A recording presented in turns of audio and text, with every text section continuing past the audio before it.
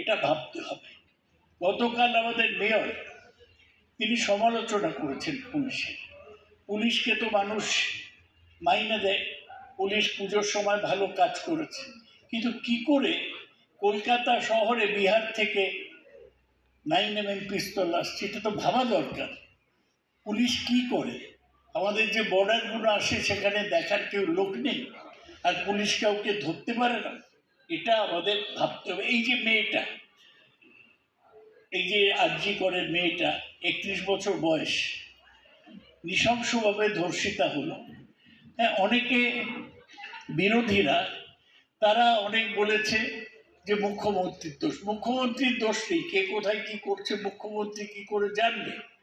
আর মুখ্যমন্ত্রী যে ব্যবস্থা নিয়েছিল সেই একটা লোককেই সঞ্জয় রায় ধরেছে, সিবিআই এর তদন্ত কাউকে পাওয়া যায়নি। সুতরাং দেখা যাচ্ছে যে অভিযোগটা হচ্ছিল সেটা অসত্য। সুপ্রিম কোর্ট অব্দি গেছে, সুপ্রিম কোর্ট কি করেছে? কিছুই করেনি এখন পর্যন্ত। আমরা ভাবি সুপ্রিম কোর্টের চেয়ে বড় আদালত তো নেই, আমরা ভাবি ওখানে গেলেই হবে, স্লোগান তুলে দিই। কিন্তু ব্যাপার হচ্ছে যে কি করে একটা হাসপাতালের মধ্যে একটা সিভিক পুলিশ সে 4 তলায় উঠে গেল, উঠে একটি মেয়েকে, ডাক্তার, তাকে ধর্ষণ করল।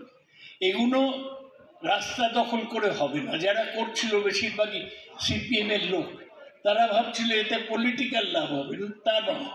আমাদের চিন্তা করার বিষয় সকলেরই, যেগুলো কি করে হয়, আমরা কেন আটকাতে পারি না? একটা মেয়ের ওপর কেন অত্যাচার হয়, এটা আমাদের সকলের ভাবা দরকার।